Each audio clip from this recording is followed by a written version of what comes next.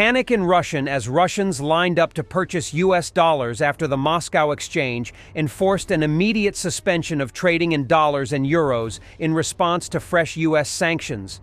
A video circulating on social media appears to show. Russia's central bank said Wednesday that exchange trading and settlements of deliverable instruments in US dollars and euros were suspended effective June 13th due to the introduction of restrictive measures by the United States against the Moscow Exchange Group. It added that over-the-counter trading data would be used to set official exchange rates for the currencies.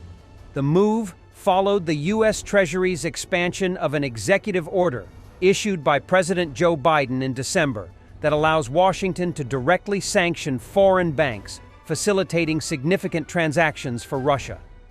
The U.S. threatened to block banks that conduct business with firms that support Russia's defense industry from its financial system. In St. Petersburg, a line formed at a money exchanger after the news about the suspension of currency trading on the Moscow exchange, Russian Telegram channel Bankrollo wrote, sharing footage of people in a queue. Bankrollo has more than 300,000 subscribers and posts updates about Russia's economy and banks. The Moscow Exchange, Russia's leading financial marketplace, said Wednesday that companies and individuals can continue to buy and sell US dollars and euros through Russian banks. All funds in US dollars and euros in the accounts and deposits of citizens and companies remain safe, it said. The dollar rate is flying up in many banks, the Bankrollo channel said in a separate post. Norvik Bank has set a new dollar exchange rate. The bank buys at 50 rubles and sells at 200. The U.S. has gradually expanded the sanctions it has imposed against Russia throughout President Vladimir Putin's full-scale war in Ukraine, which he launched in February 2022. Russia's economy took a hit after foreign exchange reserves were frozen and Moscow was cut off from the SWIFT banking system. Janet Yellen, U.S. Treasury Secretary, said Wednesday that Washington is increasing the risk for financial institutions dealing with Russia's war economy and eliminating paths for evasion, and diminishing Russia's ability to benefit from access to foreign technology, equipment, software, and IT services. Every day, Russia continues to mortgage its future to sustain its unjust war of choice against Ukraine, she said. And the panic is increasing as Rosbank's website is down. Customers can't log in. Multiple Russian banks are preventing clients from logging in because they don't have liquidity to give clients their money due to new U.S. sanctions. Is this the start of a Russian bank run? Meanwhile, the Russian central bank said that Chinese yuan will become Russia's main currency. The yuan-ruble exchange rate will now set the trajectory for all other currency pairs, including the euro and dollar, the bank's statement said.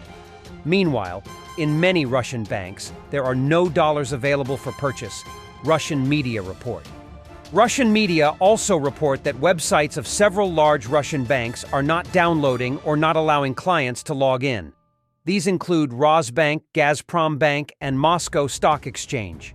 People line up by banks and ATMs, withdrawing cash, rubles included. The UK have joined yesterday's US sanctions on Russian stock exchange. And let's see the battlefields. The 14th Separate Regiment released footage of them striking an SA-17 Grizzly, also known as the Buk M2 Air Defense Complex, with HIMARS projectiles.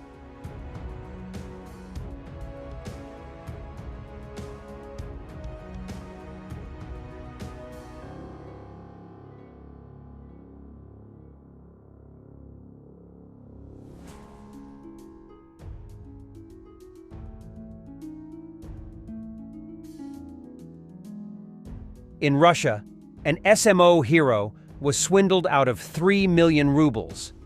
Later, that money was sent to the Ukrainian army. A 32-year-old Russian soldier, call sign Chaplin, met a lady online. She offered him to invest the money earned from the war in Ukraine in trading on the stock exchange. Chaplin agreed. Then he began to receive threats from unknown people, who also informed him that the stolen funds would be used to donate to the Ukrainian army. Chaplin has already returned to the front lines. Who knows? Maybe weapons bought with his money will meet him there. This is reportedly a training exercise of Belarus special forces. They should have had Lukashenko jumping on top of that human pyramid in the end. And for what are they training for, the flying circus?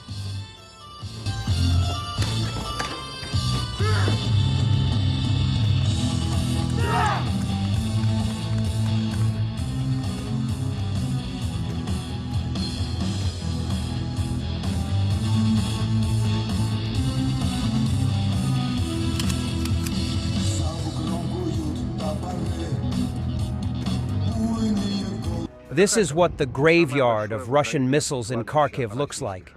There are thousands of missiles here. The Kharkiv Region Prosecutor's Office is collecting them as physical evidence to be used later in lawsuits against the Russian army.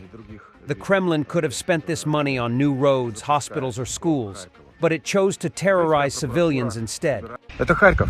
Самое большое в Украине кладбище российских ракет, выпущенных по этому городу с начала российской агрессии.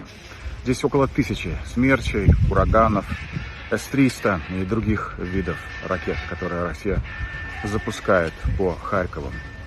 Украинская прокуратура собирает их как вещественные доказательства, чтобы затем использовать их в судебных процессах против российской армии, как в самой Украине, так и в международных судах.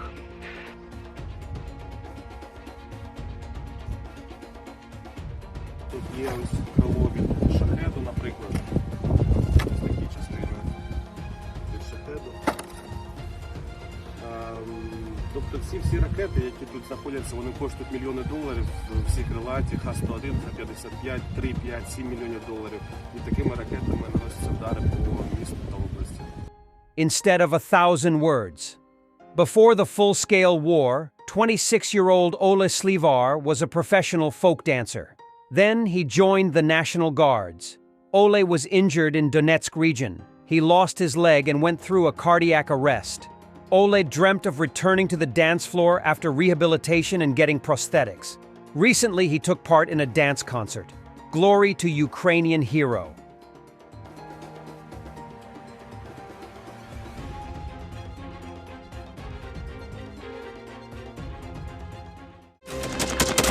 Thanks for watching, and don't forget to subscribe. Also, if you want to support Warthog Defense, please become our member and get early access to new videos, exclusive members-only videos, and become administrator in comment section. The membership link is in the description. Rescues every day. We had a guy last week at 6 rescues in 6 days. You know, he's doing the job every day.